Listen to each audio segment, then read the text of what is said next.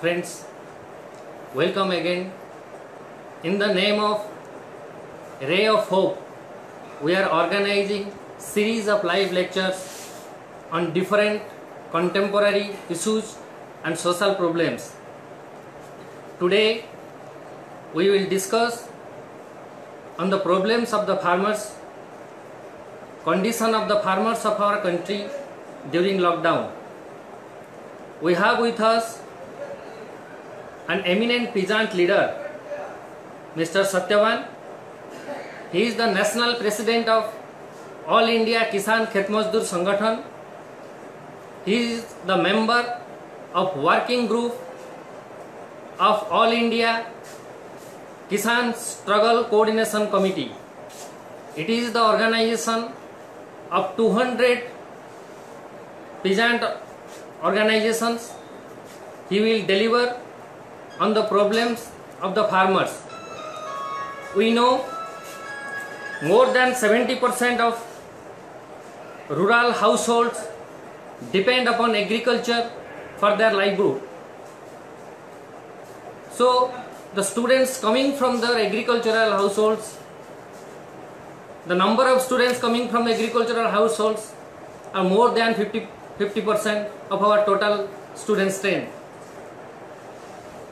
Hence, we have to know the problem of the farmers of our country. Now, I would like to request Mr. Satyavan to discuss on the condition of the farmers of our country during lockdown. Again, I would like to request him to discuss in Hindi for our viewers. Thank you. Also, we have an eminent peasant leader with us, Mr. Anup Singh. I would like to request him to be with us and take the floor.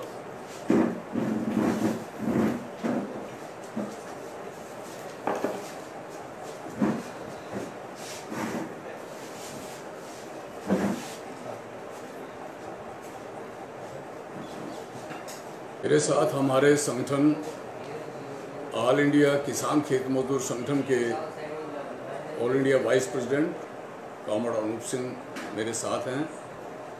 मैं सबसे पहले अपनी ओर से और संगठन की ओर से छात्र संगठन AIDSO का आभार प्रकट करता हूं कि आज किसानों की स्थिति के ऊपर मुझे बातचीत रखने का मौका दिया है।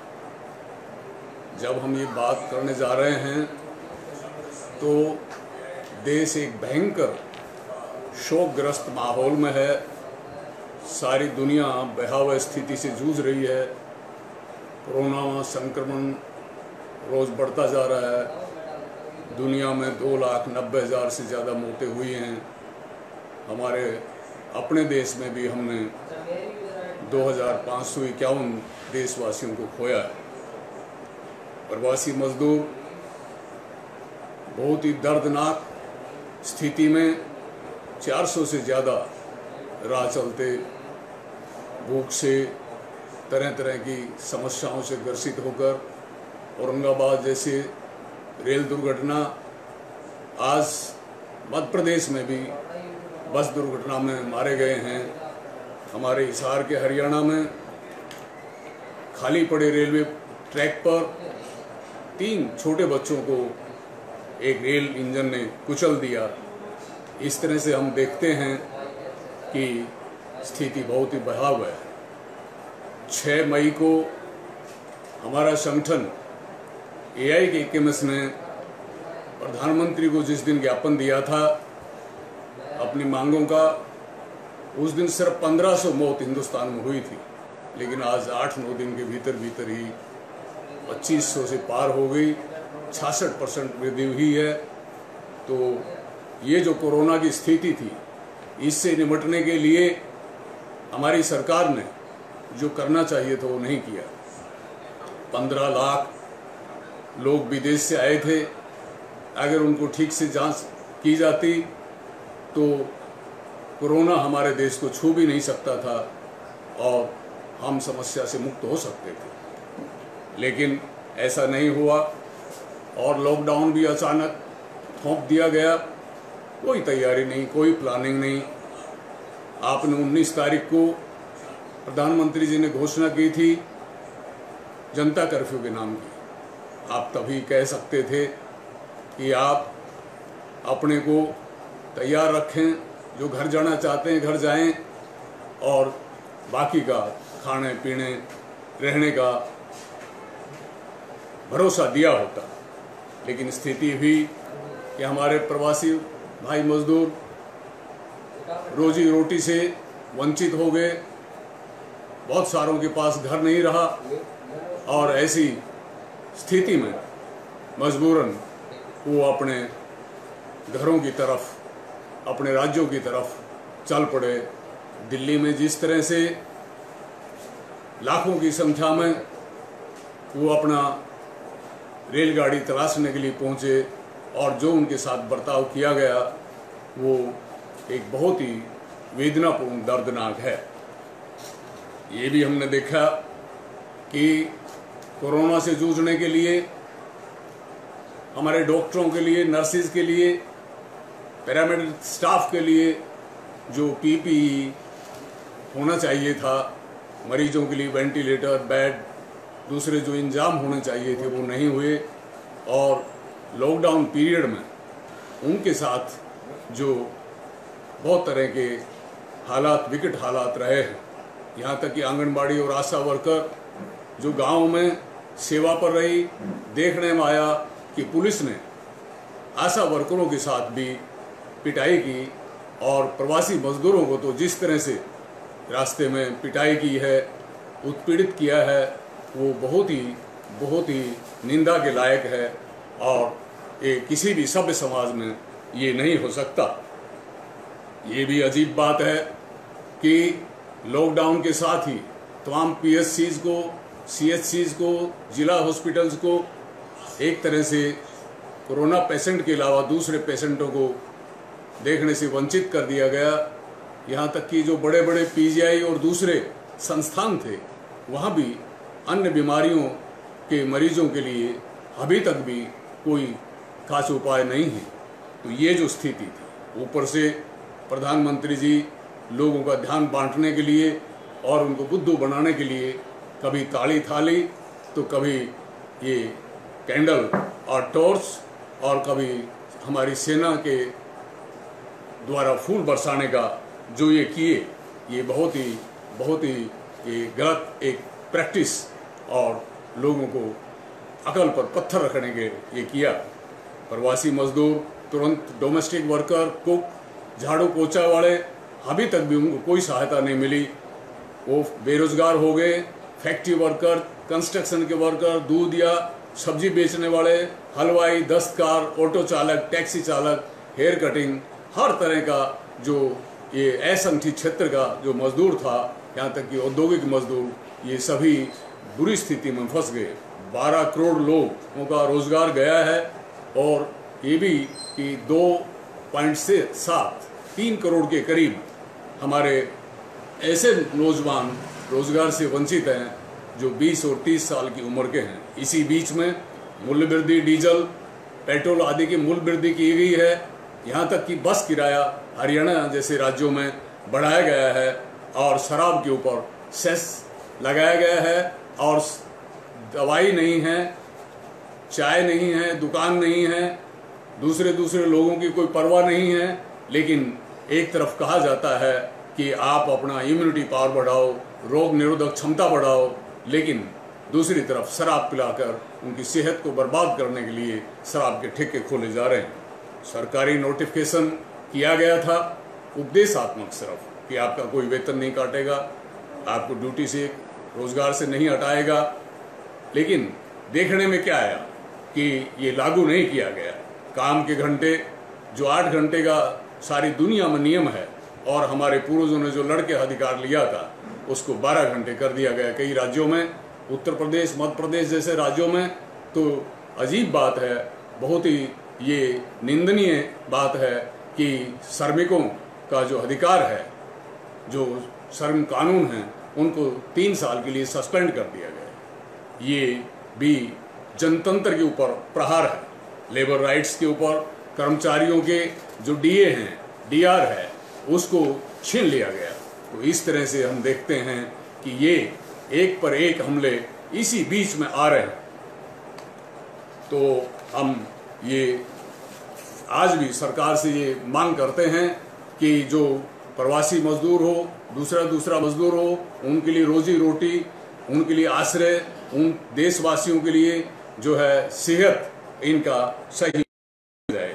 ये भी देख रहे हैं कि नई भर्ती बंद, यहाँ तक कि फौज से कि उनको जो नौकरी की सेवा काल है वो बढ़ाया जाएगा, उनको क्योंकि दूसरे जवानों को रोजगार नहीं मिलेगा और उनको लंबे अरसे तक अपने घरों से दूर रहना पड़ेगा। इसका प्रभाव बहुत खराब पड़ने जा रहा है। अजीब बात है कि प्रवासी मजदूरों और आम जनता के लिए और इलाज और डॉक्टर्स के पीपीई और जरूरी इंस्ट्रूमेंट्स के लिए पैसा नहीं है, लेकिन 20,000 करोड़ रुपया नई संसद के लिए वो जो है फंड दिए हैं। 6,807 करोड़ रुपया जो भगोड़े हैं, जो बैंकों का धन लूट लिए गए हैं, उनका माफ कर दिया। रामदेव जैसे जो नए साहूकार बाबा पैदा हो रहे हैं, उनका सोया तेल इन दिनों में 3200% उछाल हुआ है। और ये देखने में आया कि कावड़ जैसी चीज़ों के लिए जो है कितना आयोजन करते हैं प्रशासन की तरफ से भी, सरकार की तरफ से भी, लेकिन हमारे प्रवासी भाइयों के जो राह चलते थे उनको उत्पीड़ित किया गया है, महिलाओं को दंड बैठक कराए गए हैं। तो ये मैं इस मौके पर ये कहना चाहूँगा अपने मजदूर भाइयों से, अपने किसानों से कि पूंजीपतियों का जो चरित्र है वो एक दूसरे का गला काट चरित्र है, लेकिन हम मजदूरों का, किसानों का, ये इंसान का जो मौलिक चरित्र है वो एकता, सहयोग और भाईचारे का है। यही जंगलों में रहते हुए हमारे पूर्वजों ने पहला पाठ पढ़ा था। अब मैं आपके सामने किसानी जीवन में जो हमारी स्थिति है उसके ऊपर अपनी बात रखना चाहता हूँ। हमने AIKMS की तरफ से 6 मई को अपनी मांगों का ज्ञापन प्रधानमंत्री को दिया था, किसानों की स्थिति से उनको और अपनी मांगों से अवगत कराया था, लेकिन अभी तक भी उस पर कोई कार्रवाई नहीं हुई है। हमारा देश 70 साल की आज़ादी पार कर गया है। कांग्रेस ने लंबे अरसे तक शासन किया, कहा एक ही बात कही कि अभी अभी लंबे अरसे से देश गुलाम था, समय लगेगा। भाजपा आई, भाजपा कांग्रेस के 60 साल की दुहाई देती है, लेकिन 6 साल का शासन हो गया, वादा खिलाफी के अलावा कुछ नहीं किया है। महंगाई, बेरोजगारी, पुलिस अत्याचार और सबसे बड़ा न्याय का भी मखौल हो रहा है। कदम कदम पर भ्रष्टाचार है, वादा खिलाफी है। हमारा देश में जो असल तस्वीर है वो क्या है कि देश के चंद धन्ना सेठ सिर्फ 1% वो 73% संपदा के मालिक हैं। 80% के करीब लोग 2 टाइम का खाना जुटाना मुश्किल हो रहा है। ये 5 साल की जो उम्र के बच्चे हैं वो 68% कुपोषण का शिकार होकर मौत का निवाला बन जाते हैं।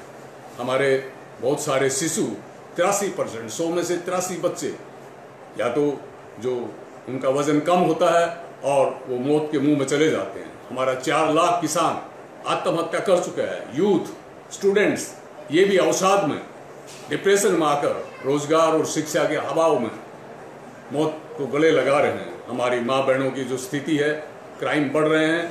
तो ये क्यों है, इसके पीछे क्या कारण है, इसकी जड़ क्या है, ये हमको देखनी पड़ेगी। हमारा संगठन शुरू से ही हमारे महान नेता कॉमरेड शिवदास घोष, उनकी समझदारी से आज़ादी के आंदोलन के दौरान से जो जिन बातों को देखता आया, समझता आया, और आज़ादी के बाद जो हमारे देश की यथास्थिति है कि हमारी कृषि और हमारा जो उद्योग, ये जो है ये अर्थनीति इसकी जड़ में है। मुनाफा के उद्देश्य से, प्रॉफिट के उद्देश्य से ये हमारी उद्योग और कृषि भी इसी तरह से चलती है।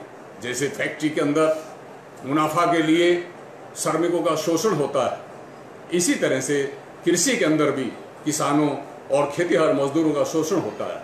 आज की जो कृषि है उसमें इन 60 सालों के भीतर, 70 सालों के भीतर धीरे धीरे जमीन जो है वो चंद हाथों में सिमटती जा रही है। कम लोग हैं जो जमीन के अंदर पूंजी को इन्वेस्ट कर सकते हैं और जो है मुनाफा अर्जित कर सकते हैं। इसमें भी मालिक मजदूर संबंध है और सबसे बढ़ के हमारे किसान भाइयों को समझना होगा। आप विद्यार्थियों से भी मेरा निवेदन है कि कृषि के चरित्र को समझने के लिए जो सबसे जरूरी है वो है बाजार। हम किसान अपना जो गेहूं है, धान है, सब्जी है, दूध है, जो हमारी जो भी प्रोडक्शन है, हमारा उत्पादन है, हम कहाँ उसको बेचने के लिए मजबूर होते हैं, वो है राष्ट्रीय बाजार। इस बाजार के ऊपर होलसेल मार्केट का कब्जा है, शेयर मार्केट का कब्जा है, बड़े बड़े पूंजी का कब्जा है इसके ऊपर। वहाँ हमको बेचने के लिए मजबूर होना पड़ता है। आज गांव की जैसा सामंती जमाने में होता था कि गांव के गांव में आप अपने माल को बेच देंगे, वो आज नहीं है।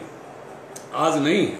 आज हमारा जो भी चीज़ है वो राष्ट्रीय बाजार की बिकाऊ माल है। और जैसे इंडस्ट्री में मालिक लोग मजदूरों का शोषण करते हैं, मुनाफा अर्जित करते हैं, पूंजी का पहाड़ जमा करते हैं, इसी तरह से हमारे उत्पादन को वो जो है सस्ते में खरीद के और महंगा बेचकर गरीबों की कीमत के ऊपर, हम किसानों की कीमत पर भारी मुनाफा अर्जित करते हैं। आज़ादी के तुरंत बाद कृषि सुधार का नारा दिया गया था, लेकिन आज 70 साल गवाह हैं कि वो झूठा साबित हुआ है। लैंड टू द टिलर, जमीन जोता की आज़ादी का नारा था, लेकिन आज जमीन प्राइवेट कंपनियों की, जमीन अमीरों की, जमीन बहुराष्ट्रीय कंपनियों की, ये नारा उल्ट दिया गया है। काश्तकार, टेनेंट, मुजारों को जो मिलना चाहिए था हक, वो नहीं दिया गया। हदबंदी जो कानून था, जो एक आया था, उसको समाप्त कर दिया गया। चकबंदी जो होनी चाहिए थी वो बहुत कम राज्यों में हुई है। अगर सही मायने में हमारे हिंदुस्तान में कहा जाए तो भूमि सुधार के सबसे बड़ा क्रेडिट अगर जाता है तो जम्मू कश्मीर के पूर्व मुख्यमंत्री, वहाँ के एक नेता शेख अब्दुल्ला को जाता है। उन्होंने तमाम मुजारों को, तमाम भूमिहीनों को जो जमीन को जोतते थे, उनको जमीन का मालिक बनाया था। वो इन सालों में ये बात सही है कि ये पैदावार बढ़ी है, लेकिन जितनी पैदावार बढ़ी है उससे ज़्यादा किसानों की, खेतीहर मजदूरों की दुर्दशा बढ़ी। पूंजी की गिरफ्त में हमारी कृषि पूरी तरह से आ चुकी। तो ये जो स्थिति है, इसमें हमारा संगठन, ऑल इंडिया किसान खेत मजदूर संगठन की जो समझ है वो ये है कि किसान एक तरह का नहीं है, एक तरह का नहीं है। किसानों के अंदर बहुत तरह का दर्जे हैं।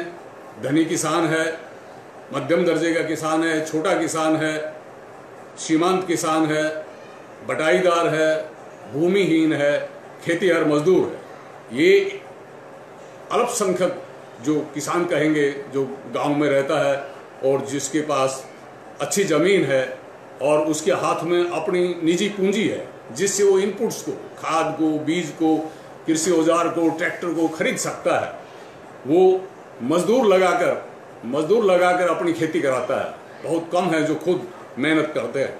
उसकी कैपेसिटी है, जो अनाज पैदा होगा उसको स्टोर कर सकता है, मार्केट तक पहुंच है, उसके पास अपना व्हीकल है, ट्रैक्टर है, दूसरी चीज़ें हैं। और यहाँ तक भी उन्हीं में से चाहे थोड़े हों, लेकिन मंडी में, आड़त में उनका हिस्सा है। प्रशासन के ऊपर इन धनी किसानों का प्रभाव है, तहसील में, थाना में, कचहरी में इनका प्रभाव है। बैंक और कोऑपरेटिव सोसाइटी पर भी इन्हीं का ऑलमोस्ट दबदबा है। और शिक्षा के अंदर भी इनको ज़्यादा से ज़्यादा पहुँच है। इन्हीं के बेटा और बेटी ज़्यादा से ज़्यादा पढ़ लिख कर और अफसर बनते हैं। यहाँ तक कि ग्राम पंचायत जो है उसके ऊपर भी इन्हीं का दबदबा है। लेकिन उधर हम देखेंगे, हमारा मध्यम किसान है, हमारा छोटा किसान है, हमारा बटाईदार है, भूमिहीन है, इनकी पोजीशन जो मध्यम किसान की आम किसान की जो पोजीशन है वो एक मजदूर जैसी है, जैसे वो सेल्फ अपॉइंटेड मजदूर है। ऐसा मजदूर खुद ही उसने अपने को नियुक्त किया है। 6 महीना की फसल में कठिन मेहनत और अपना सारा सब कुछ लगाकर भी उसको घाटा रहता है। नतीजा है कि वो एक्सप्लॉइटेड है, वो शोषित है, हर चीज उसके जीवन में अभाव है और कर्ज, आत्महत्या, उसी की जमीन की कुड़क होती है, उसी की गिरफ्तारियां होती हैं। और ये समझने की बात है कि ये जो किसान है, मध्यम दर्जे का किसान, वो धीरे धीरे छोटा होता जा रहा है। छोटा किसान है, भूमिहीन होता जा रहा है। तो ये किसान जो हमारा है ये टिकाऊ नहीं है। इन्हीं के बेटे इंडस्ट्री में जाकर वर्कर बनते हैं। आज प्रवासी मजदूर जो राज्य राज्य से भटक रहे हैं, ये कितने ही भूमिहीन तो हैं ही हैं, लेकिन जो किसानों के बेटे भी ये हैं। तो एआई के इकोनॉमिक्स की अप्रोच ये है, एआई के इकोनॉमिक्स की समझ ये है कि ये जो किसान और खेतीहर मजदूर, ये जो है इसको एक साथ इकट्ठा एकजुट करना पड़ेगा। इसलिए हमारा संगठन सिर्फ किसानों का संगठन नहीं है, सिर्फ खेत मजदूरों का संगठन नहीं है।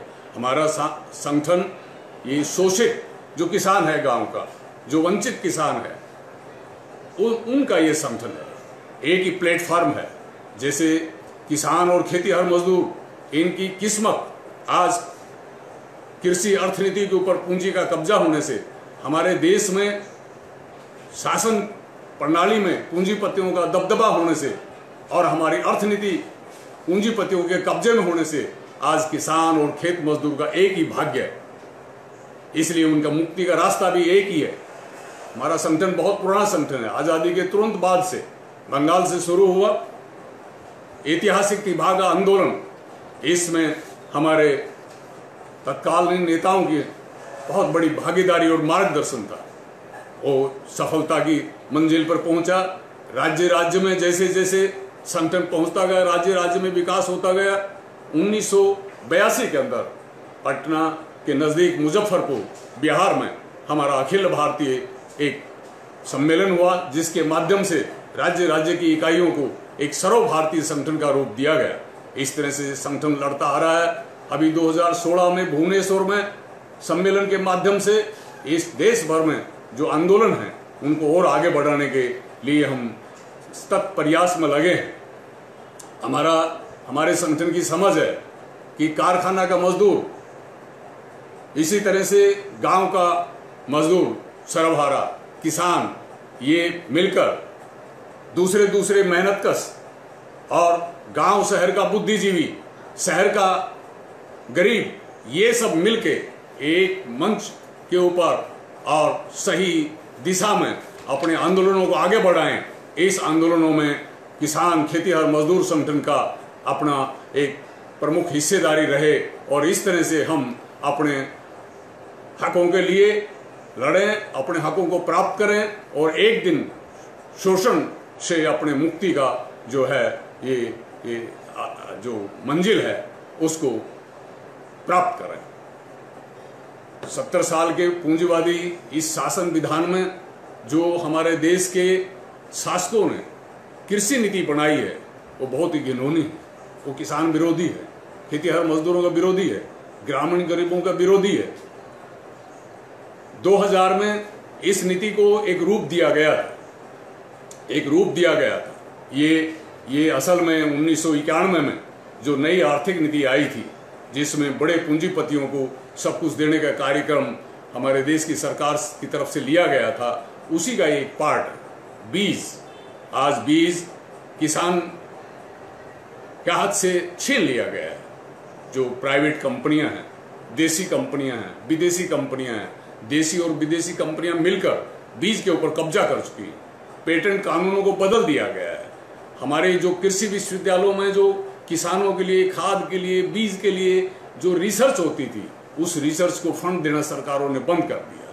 कंपनियों का करी कराई मल्टीनेशनल्स के जो रिसर्च हैं उन्हीं को उपयोग में लिया जा रहा है और सब कुछ बाजार को। ये जो नारा जब से दिया गया है, सब्सिडी हमारी खत्म कर दी गई, नतीजा है खाद पहले से महंगा है।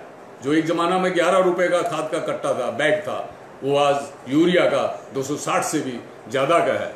और इसी तरह से DAP, पोटास।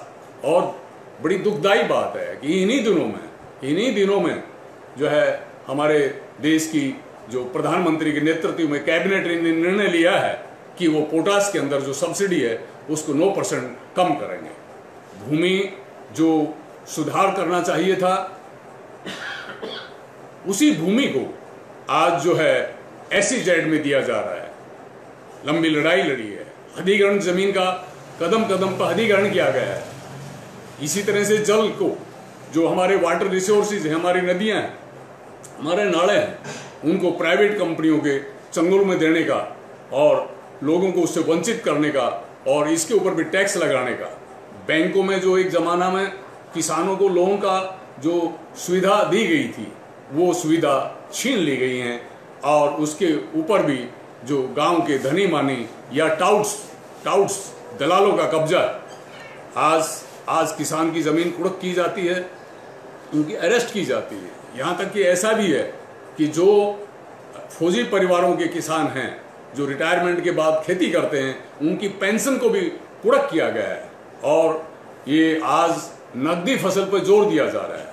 असल में जो है हमारे देश में ये सभी फसलें पूंजी की मुनाफा का शिकार बनती हैं। तो ये सब्सिडी खत्म करने के साथ साथ जो मंडी में हम अपना सामान ले जाते हैं, सब्जी, गेहूं, धान, हमारा गन्ना, हमारा कपास, जो भी हम मंडी में ले जाते हैं, तो मंडी कानून को भी बदल दिया गया है। उसके अंदर भी अमीरों का दबदबा है। जो बिचौलियों को निकालने का जो हमारा एक नारा था, हमारा संघर्ष था, उसको भी दबाने की कोशिश हुई है।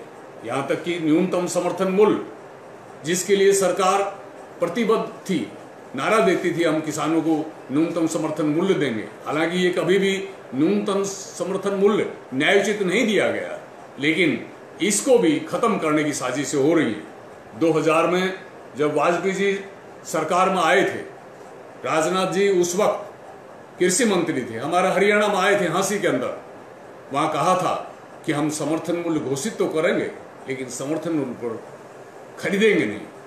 आज भावांतर स्कीम कई राज्यों में जो आई है कि हम समर्थन मूल्य पर नहीं खरीदेंगे, मार्केट में मालिक जो एजेंट हैं, आड़ती हैं, वो कम रेट पर भी खरीद सकते हैं। आप वो पर्ची उनका दिखाओ।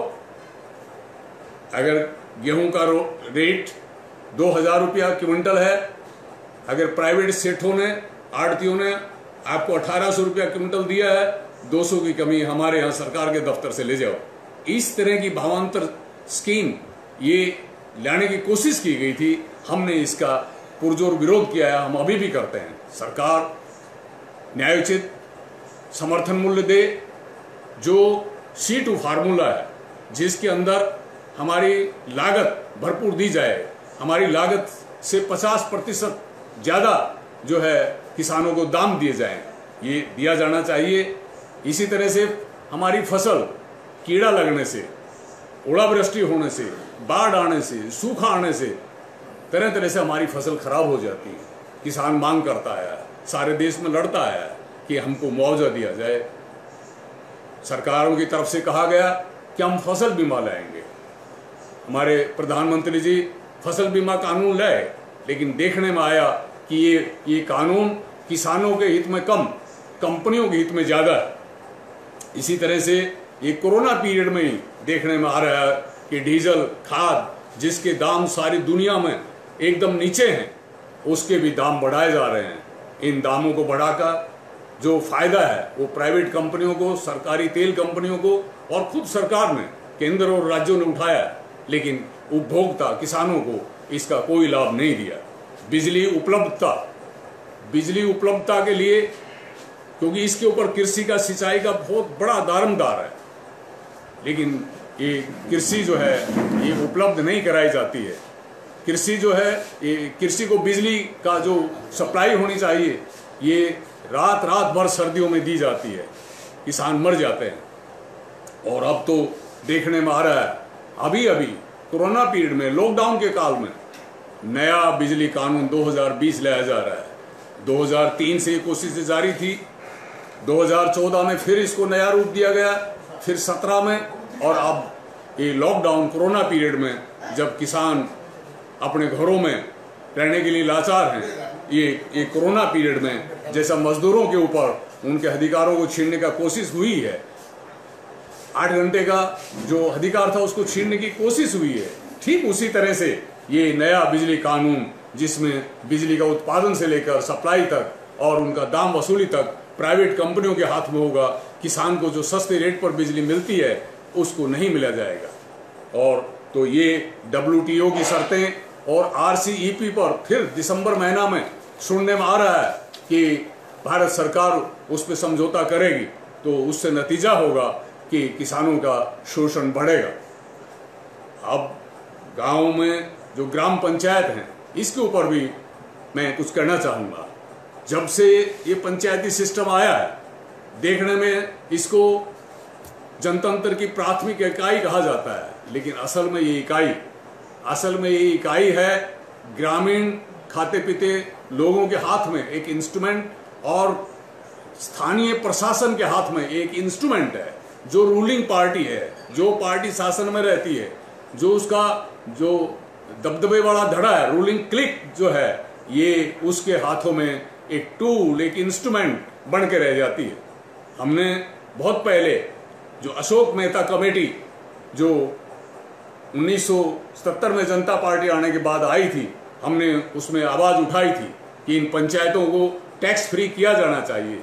ये पंचायतें जब किसान अपनी आवाज उठाते हैं, खेतीहर मजदूर आवाज उठाते हैं, अगर सरकार की तरफ से, प्रशासन की तरफ से, किसी गुंडा वाहिनी की तरफ से, किसी निहित स्वार्थों की तरफ से अगर किसान आंदोलन के कार्यकर्ताओं को दबाने की कार्रवाई होती है, तो इन पंचायतों को उनके लिए छतरी, अम्ब्रेला के रूप में काम करना चाहिए। किसानों की मांगों के साथ साथ जो देहात का मजदूर है, उस देहात का मजदूर के लिए भी मनरेगा जैसी स्कीम, रोजगार के लिए जो आवाज उठाई गई थी, उसका भी ये नई सरकार आने के बाद में, बीजेपी सरकार आने के बाद में और भी दुर्गति हो गई है। जॉब कार्ड हैं लेकिन जॉब नहीं है, काम नहीं है। बेरोजगारी भत्ते का उसमें उपाय है, लेकिन बेरोजगारी भत्ता आज तक शायद ही देश में किसी को दिया गया हो। 100 दिन का काम, 200 दिन का काम, ये काम नहीं है। उसमें जो मजदूरी का रेट है, वो चालू रेट जो गांव में है उस रेट से भी नीचे दिया जाता है। और भाई भतीजावाद है, भ्रष्टाचार है। लेकिन सबसे बढ़ के कि आज मनरेगा के तहत गांव के गरीबों को, गांव के गरीब किसानों को तो है ही नहीं, मजदूरों को काम नहीं। इसका कुल नतीजा जो निकला है, वो कुल नतीजा ये है, 3 भयंकर नतीजे आज देहात की जीवन में हैं। एक है गरीबी का, भयंकर दरिद्रता, भयंकर गरीबी हमारे किसानों का, हमारे खेतीहर मजदूरों का, ग्रामीण समाज में बढ़ी।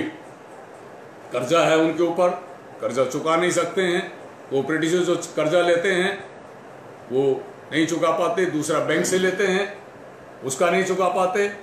आखिर उनको अपनी इज्जत बचाने के लिए मजबूरन आत्महत्या जैसे दुखदायी कदम उठाने पड़ते हैं। इसी के चलते ज़्यादा से ज़्यादा किसान भूमिहीन, अपनी जमीन से हाथ धो बैठते हैं। रोजगारहीनता जबरदस्त, देहात में काम नहीं है, रोजगार नहीं है, आज खेती वो काम नहीं दे सकती है। तो नतीजा क्या हो रहा है कि गांव से मजदूरों का पलायन, इस तरह से ये अस्थायीकरण, आबादी का, बहुत बड़ी आबादी को पलायन करने के लिए मजबूर होना पड़ रहा है शहरों की ओर। भूख और मौत को वो गले लगाकर, आश्रयहीन होकर कैसी कैसी स्थिति में ये रहते हैं। प्रवासी मजदूरों को जो आते हैं उनको कच्चे माल की तरह, जैसे इंडस्ट्री में, कपड़ा बनाने की फैक्ट्री में रुई, कपास को जैसे इस्तेमाल किया जाता है कच्चे माल के रूप में, गन्ने को चीनी मिल में कच्चे माल के रूप में इस्तेमाल किया जाता है। ठीक इसी तरह से आज इंडस्ट्री हो, खेती हो, दूसरे कंस्ट्रक्शन के काम हो, ये प्रवासी मजदूर को कच्चे माल की तरह। और इसीलिए हम देखने में आया कि आज जब ये प्रवासी मजदूर अपने घरों की तरफ आ रहा था तो इनके साथ जो दुर्व्यवहार, इनके साथ जो संकटपूर्ण स्थिति में इनको झोंका गया और मौत के मुंह में झोंका गया, 400 से ज़्यादा जो मजदूरों को ये जो मौत का गड्ढे में डाल दिया गया। सरकार ने अभी पैकेज की घोषणा की है, कोई पैकेज एक शब्द भी हमारे प्रधानमंत्री जी 20-25 मिनट बोले, लेकिन एक भी शब्द 400 लोग जो जीवन देना पड़ा सरकार की गलत नीतियों के चलते, उनके परिवारों के लिए शोक संवेदना के लिए भी कहने की उनको जरूरत नहीं समझी। उनके लिए एक पैसा भी नहीं दिया, किसानों के लिए कोई उसके अंदर नहीं है, जबकि इस देश के बड़े पूंजीपतियों को फिक्की ने मांग की थी 9-10 लाख करोड़ रुपया देने की, CIA ने मांग की थी 14-15 लाख करोड़ रुपया देने की। मोदी जी उनके ऊपर गदगद हो गए, उनको 20 लाख करोड़ रुपया दे दिया, लेकिन हमारे मजदूरों को एक पैसा भी नहीं दिया। भूख से जो व्याकुल है, जो किसान कर्ज में डूबा हुआ है, जिसकी फसल के सही दाम नहीं मिलते हैं, इस कोरोना पीरियड में, लॉकडाउन पीरियड में भी मंडियों में देखने में आया, अनेकों जगह अनेक राज्यों में, कि उनकी फसल के खरीद ठीक नहीं हुई। ये भी देखने में आया कि जब किसान अपने खेतों की ओर आ रहे थे फसल के काम के लिए, कृषि कामों के लिए, तो पुलिस ने कई जगह उनकी पिटाई भी की, उनको आने नहीं दिया गया। तो ऐसी ये जो स्थिति है, हमारा संगठन AIKMS एक ही बात के लिए खड़ा है, हमारा एक ही लक्ष्य है कि आंदोलन के माध्यम से, क्योंकि जो विधानसभाओं में जाते हैं, लोकसभा में जाते हैं, सरकारें बदलती हैं, पार्टियां भी, सत्ताधारी पार्टियां भी बदली हैं, नेता, मंत्री, प्रधानमंत्री भी बदले हैं, लेकिन देश के किसान, गरीब किसानों का, खेतीहर मजदूरों की स्थिति में बदलाव तो आया ही नहीं, और भी दुर्दशा में वो फंसे हैं। तो ऐसी स्थिति में हमारा संगठन का एक ही लक्ष्य, एक ही नारा है कि हम उनके हकों को रक्षा के लिए, उनको राहत के लिए, और एक दिन उनको शोषण से छुटकारा के लिए हम उनको वाणी दें, उनको संगठित करें, उनको सिर्फ आर्थिक मांगों के लिए नहीं, बल्कि जो गलत रीति रिवाज है, देश प्रथा है, गलत मनोवृत्ति है, दब्बूपन है, इससे बाहर लाकर, जात पात और अंधविश्वासों से बाहर लाकर उसके अंदर नई राजनीतिक चेतना का सृजन करें, और उनका जो हक है, मुक्ति है, कर्ज मुक्ति है, और शोषण से जो मुक्ति है, उस शोषण से मुक्ति के लिए संघर्ष को उठाएं। मैंने बताया कि ऐतिहासिक तिभागा आंदोलन से शुरू करके भूमि अधिग्रहण आंदोलन में अनेक राज्यों में, हरियाणा में, सिर्फ पश्चिमी बंगाल में सिंगूर और नंदीग्राम ऐतिहासिक आंदोलन जैसे हुए, ऐसे हरियाणा में जो SEZ गुड़गांव, झज्जर में 2 बार जिसको स्थापित करने की कोशिश दादन कांग्रेस सरकार ने की थी, हमारा संगठन ने की पहल पर, हमारे संगठन के मेरे बगल में बैठे हैं कामड़ अनूप सिंह, संघर्ष कमेटी का गठन हुआ, जिस संघर्ष कमेटी के बदौलत संघर्ष चलाया गया। इनके ऊपर और दूसरे नेताओं के ऊपर इरादा कत्ल के झूठे केस लगाए गए, लेकिन आखिर तक जो रिलायंस का SEZ बनना था, उस जमीन को बचाने में सफल हुए। तो इस तरह से हम ज्वाइंट मूवमेंट चाहते हैं। हमारा संगठन आज भी देश के चप्पा चप्पा में नहीं है, कई राज्यों में हम शक्तिशाली हैं, कई राज्यों में, अनेकों जिलों में, गांव में हमारा अच्छा संगठन है। हम किसानों को, खेतीहर मजदूरों की मांग को भी लड़ते हैं, कहीं कहीं जीत में भी बदलते हैं, लेकिन फिर भी अभी सारे देश में हम समान रूप से ताकतवर नहीं हैं। हम महसूस करते हैं कि जो हमला चारों तरफ से हो रहा है, एक पर एक हो रहा है, हर रोज हो रहा है, उसको रोकने के लिए दूसरे संगठनों के साथ भी मिलके किया जाए। लेकिन ये भी एक अजीब बात है, जो किसानों के नाम से नेता रहे हैं और किसानों के नाम से गद्दीधारी भी बने, मुख्यमंत्री भी बने, केंद्र में भी मंत्री बने, जो अपने आप को किसानों का कहते रहे हैं, उन्होंने कभी किसान संगठन को प्रोत्साहन तो दिया ही नहीं। किसान आंदोलन को दबाने की कोशिश ही हुई है। हमारे जो BKU जैसे जो संगठन हुए हैं, जरूर उन्होंने किसानों के नाम पर आवाज उठाई है, लेकिन साथ के साथ उन्होंने गैर राजनीतिक का जो नारा दिया, उससे जो शासक पार्टियों के हाथों के वो खिलौने बन के रह गए। हम जहां खुद ताकतवर नहीं है, हमारे संगठन की ये समझ है, हमारे दिवंगत महान नेता कामसिद्ध दास घोष ने समझाया था कि जो पीड़ित किसान हैं, जो प्रभावित किसान हैं, जो किसान और खेत अरे मजदूर जो समस्या से ग्रसित हैं, गांव के स्तर पर, इलाका के स्तर पर उनकी संघर्ष कमेटी बनाई जाए। उन संघर्ष कमेटियों के माध्यम से उनकी आवाज को बुलंद किया जाए, उनके संघर्ष को उठाया जाए।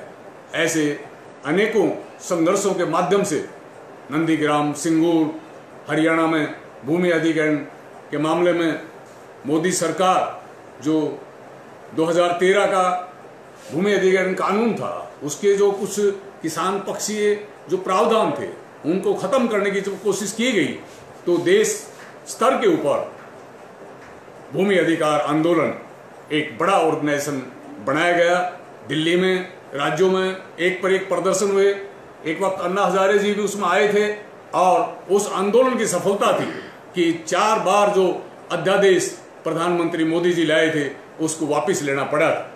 आज भी ऑल इंडिया किसान struggle coordination committee, Akhil Bharatiya किसान संघर्ष समन्वय से 200 से ज्यादा किसान संगठनों का एक मोर्चा है। इस मोर्चे के सिर्फ 2 ही मुद्दे हैं, कर्जा मुक्ति और किसानों को उनका उचित लाभकारी दाम 50% लागत से ज्यादा। हालांकि इसमें जो संगठन हैं वो बड़े धनी किसानों के भी संगठन हैं, इसमें वामपंथी विचारधारा के संगठन भी हैं, गैर वामपंथी विचारधारा के भी हैं, इसमें एनजीओज भी हैं। लेकिन ये संगठन पिछले 2 साल से अपने इन 2 मुद्दों को लेकर लड़ता आ रहा है। यहां भी हमारा कहना है, इस प्लेटफॉर्म से इन 2 मुद्दों को पक्ष में कानून बनाने की जो है आवाज उठाई जा रही है। हमारा यहाँ AIKMS का स्पष्ट है कि कानून बने, लेकिन साथ ही देश भर में एक जोरदार आंदोलन की लहर खड़ी हो। आंदोलन के बिना ये अनुभव की बात है, 70 सालों में ये अनुभव हमारे संगठन का है कि जब जायज से जायज मांग हो, जायज से जायज बात हो, जब तक नीचे से लोगों की आवाज को ताकतवर बनाकर उठाया नहीं जाता, तब तक ना प्रशासन और ना ही सरकार सुनती है। इसलिए हम सारा देश में खेतीहर मजदूरों और किसानों का एक ताकतवर संगठन के निर्माण में हैं। हम उनका जोरदार देशव्यापी आंदोलन खड़े करने के संघर्ष में जुटे हैं। इसके लिए बहुत जरूरी है कि गांव स्तर पर गांव के शोषित किसानों की और खेतीहर मजदूरों की अपनी एक साझी गांव कमेटी हो। वो गांव कमेटी अपने स्थानीय मुद्दों को चुने और वो एक सही समझदारी से कौन दोस्त है, कौन उनका विरोधी है, इसको सामने रखते हुए और अपने आंदोलन को खड़ा करे। इस आंदोलन को आगे बढ़ाने के लिए उनके अंदर सही समझ होनी चाहिए। उनके अंदर, उनमें आंदोलन को आगे बढ़ाने के लिए वॉलंटियर्स को किसानों के बीच से, खेतीहर मजदूरों के बीच से वॉलंटियर्स तैयार किए जाएं, सहयोग कार्यकर्ता तैयार किए जाएं, जो कार्यकर्ता लोगों के दोस्त के रूप में, किसानों के मित्र के रूप में उनको मार्गदर्शन करने के लिए, उनके कंधे से कंधा मिलाकर उनके साथ लड़ने के लिए, उनको अपने मांग हासिल करने के लिए ही सिर्फ नहीं, उनमें राजनीतिक चेतना की सृष्टि करने के लिए, उनमें जो कुसंस्कार जो पुराना जमाना से हमारे ग्रामीण समुदाय में है, उन कुसंस्कारों से मुक्त करने के लिए जात पात के नाम पर, सांप्रदायिकता के नाम पर, तरह तरह से संकीर्ण बातों के ऊपर जो उनको एकता में दरार डालने की कोशिश की जाती है, उनको उनके अंदर जो है आपस में लड़ाने की कोशिश की जाती है, उसके खिलाफ भी वो सजग करें और एक नया समाज, एक गांव के अंदर एक नई शक्ति का पैदा करें। जो शक्ति आज अपनी मांगों के लिए लड़ रही है, वही शक्ति कल शोषण से मुक्ति के लिए भी उनको राह दिखाएगी। और हमको यकीन है इस रास्ते चलकर ही जो हमारे देश में कृषि के ऊपर जो पूंजीपतियों के चंगुल में जो आ गई है, पूंजीवादी अर्थनीति मुनाफाखोरी की अर्थनीति, जो राष्ट्रीय बाजार के माध्यम से हमारी फसलों को, हमारी मेहनत को जो निचोड़ा जा रहा है, हमको दरिद्र और गरीब बनाया जा रहा है, ये इसके खिलाफ ये संगठन सारे देश में रास्ता दिखाए। आज कोरोना लॉकडाउन के पीरियड में हम जो है मजबूर हैं, नहीं आ सकते हैं सेहत की जरूरत से और लॉकडाउन के चलते, लेकिन हमने अपनी मांगों को लेकर इस तरह के जो है एक एक फोटो लेकर और सारा देश में देशव्यापी हमने आंदोलन का सूत्रपात किया है। जब तक स्थिति ये है, हम इस तरह के आंदोलनों को अपनी आवाज बुलंद करने के लिए आगे बढ़ाते रहेंगे और हम देश के किसानों का, खेतीहर मजदूरों का आह्वान करते हैं। साथ ही मैं विद्यार्थियों से कहना चाहूँगा, अगर किसान ये दुर्गति में जा रहा है, आज जो इतनी आर्थिक संकट के अंदर है, एक जमाना था आज़ादी आंदोलन में जब स्कूल नहीं थे, कॉलेज नहीं थे, लोगों ने खुद अपना एक एक मुट्ठी आटा इकट्ठा करके, एक एक मुट्ठी अनाज इकट्ठा करके, चंदा इकट्ठा करके स्कूल और कॉलेज बनाए थे। तब गरीबों को उन दिनों में भी अपने बच्चों को पढ़ाने का मौका मिला था। लेकिन आज़ाद भारत में खासतौर पर 1991 के बाद जो निजीकरण का दौर आया है, जिसमें शिक्षा, स्वास्थ्य और कृषि, इन तीनों के ऊपर ही बड़े बड़े पूंजीपतियों का जो कब्जा में दी जा रही हैं, ये पूंजी के चंगुल में जो जा रहे हैं, ये मगरमच्छ, ये जो शार्क हैं, ये जो इससे स्वास्थ्य हमारा जो है, सेवाएं हैं और हमारी शिक्षा, इससे मुक्त किया जाए। नहीं तो आप विद्यार्थियों को पढ़ने के वो मौके नहीं मिलेंगे, दाखिले के वो मौके नहीं मिलेंगे और जीवन में आपको सही ज्ञान हासिल करने का मौका नहीं मिलेगा और रोजगार तो पढ़ने के बाद भी मिल ही नहीं रहा है। इसलिए मैं कहूँगा कि आप जहाँ भी अध्ययन करने के बाद आप जहाँ भी हों, आप अपने किसानों को, अपनी जड़ों को भूलेंगे नहीं, अपने खेतीहर मजदूर को भूलेंगे नहीं। आप शहर में रहें, गांव में रहें, आप हमेशा ही किसान आंदोलन के एक सजग समर्थक आप रहेंगे। और ये भी है कि अगर किसान अपनी खुशहाली प्राप्त करता है, अंत में एक बात कहूँगा कि दुनिया में फ्रांसीसी क्रांति आई थी, लेकिन उस क्रांति के बाद भी किसानों को उद्धार नहीं हुआ। यूरोप में इंडस्ट्रियल रिवॉल्यूशन आई थी, लेकिन किसानों को उद्धार नहीं हुआ। अमेरिका के अंदर वार ऑफ इंडिपेंडेंस लड़ा गया था, लेकिन वहां भी गरीब किसानों को वंचित और कुचल दिया गया था। ऑस्ट्रेलिया में सिर्फ ये एक ही क्रांति जो रूस में हुई थी, मजदूर किसानों की सम्मिलित क्रांति, उसने रूस में किसानों का चेहरा बदला था। इसके गवाह हमारे देश के महान मनीषी रविंद्रनाथ टैगोर हैं। 1930 में जब गए थे, उन्होंने किसानों की खेती और मजदूरों की स्थिति को देखा था, वो गदगद हो गए थे। उन्होंने कहा था कि हजारों साल से जो शोषण का खंजर मानव जाति की पसलियों में था, उसको रूस के किसान मजदूरों ने अपने सुयोग्य नेतृत्व के माध्यम से, उनके नेतृत्व में उस शोषण के खंजर को फेंक दिया है। हमारे देश के महान नेता, राष्ट्र नायक नेताजी सुभाष चंद्र बोस ने भी समाजवाद की भूरी भूरी प्रशंसा की थी। तो हमारा देश का किसान आंदोलन जब इस रास्ते चलेगा तो अपनी मुक्ति को पाएगा। AIKMS इसी के लिए प्रतिबद्ध है। मैं पुनः हमारे AIDSO छात्र संगठन का धन्यवाद करता हूं कि उन्होंने आज खासतौर पर लॉकडाउन और कोरोना जैसी घातक बीमारी, इन्फेक्शन की स्थिति में जो मौका दिया है। मैं अपना संगठन की ओर से और अपनी ओर से उनको फिर आभार प्रकट करता हूँ।